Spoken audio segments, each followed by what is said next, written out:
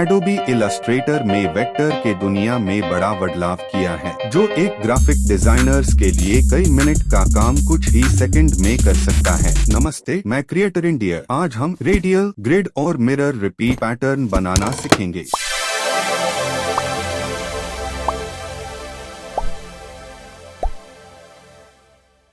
सबसे पहले object repeat radial, ये इस वीडियो का थंबनेल है। ये डिजाइन हम नहीं बनाएंगे, आज आपको इलस्ट्रेटर का न्यू अपडेट जो है वो हम आपको बताना चाहते हैं। शुरू करते हैं।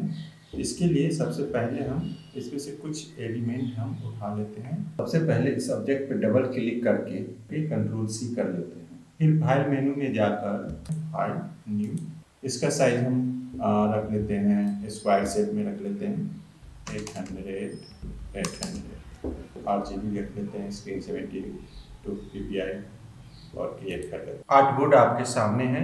फिर यहाँ पे कंट्रोल V कर देते हैं, फिर सेलेक्ट करके इसको हम छोटा कर देते हैं। फिर आर्टबोर्ड के सेंटर में रख देते हैं। ऊपर के मेनू बार में जाके ऑब्जेक्ट पर क्लिक करते हैं, फिर नीचे आते हैं और रिपीट रेडियल पे क्लिक कर देते हैं। अब ये शेप एक फूल के आकार में बनकर तैयार हो चुका है। अब इसे थोड़ा हम बड़ा कर लेते हैं। कीबोर्ड का कंट्रोल प्लस और कंट्रोल माइनस की को दबाकर बड़ा छोटा कर सकते हैं। इस शेप के अंदर जो गोलाकार या स्लाइडर जैसा दिख रहा है, इसके बारे में जानते हैं कि ये क्या और कैसे काम करता है। सबसे पहले इस स्लाइडर पर माउस क्लिक कर नीचे की तरफ लाते हैं तो आप देख सकते हैं कि इस फूल की पंखुड़ी की संख्या कम हो रही है, और स्लाइडर को ऊपर की ओर ले जाते हैं तो संख्या बढ़ रही है। इस फूल के गोलाकार के ऊपर व्हाइट डॉट पर माउस क्लिक कर थोड़ा घुमाते हैं और फिर इसे बड़ा करते हैं, फिर इसे छोटा करते हैं।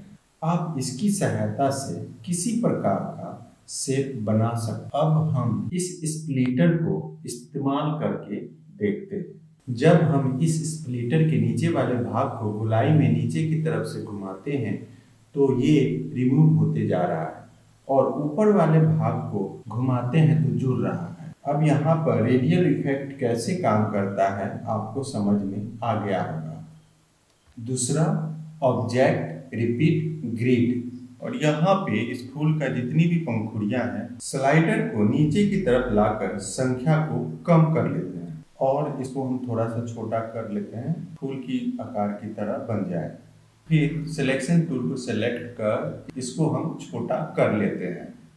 फिर इसे उठाकर हम कोने में रख देते हैं, इसे और थोड़ा बड़ा कर लेते हैं। अब ऊपर के मेनू बार पर जाकर ऑब्जेक्ट के ऊपर माउस क्लिक, फिर रिपीट, फिर ग्रिड पर क्लिक कर देंगे। ग्रिड बन गया।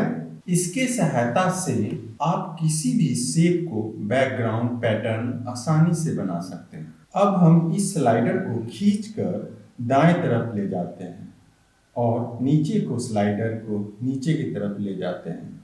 अब ग्रिड पूरे आर्टबोर्ड में आ गए। यहाँ पे आपको जो एक डॉट स्लाइडर और एक यहाँ पे आपको एक डॉट स्लाइडर दिख रहा है। हॉरिजॉन्टल स्लाइडर पर माउस क्लिक कर दाएं तरफ ले जाने पर रॉ के बीच में गैप बढ़ रहा है, जिसे आप देख सकते हैं। उसी प्रकार से वर्टिकल स्लाइडर को ऊपर नीचे करके बढ़ा घटा सकते हैं। अब हम राइट पैनल में चलते हैं।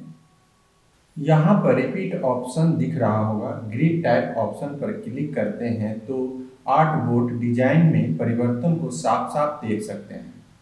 फिर हम एक फूल के ऊपर माउस से डबल क्लिक करेंगे तो सेलेक्ट हो जाएगा। फिर इससे छोटा, बड़ा और घुमा सकते हैं। आपको ग्रिड में परिवर्तन दिख रहा होगा। मेरे समझ से आप लोगों को रिपीट का ग्रिड ऑप्शन समझ में अच्छी तरह से आ गया होगा।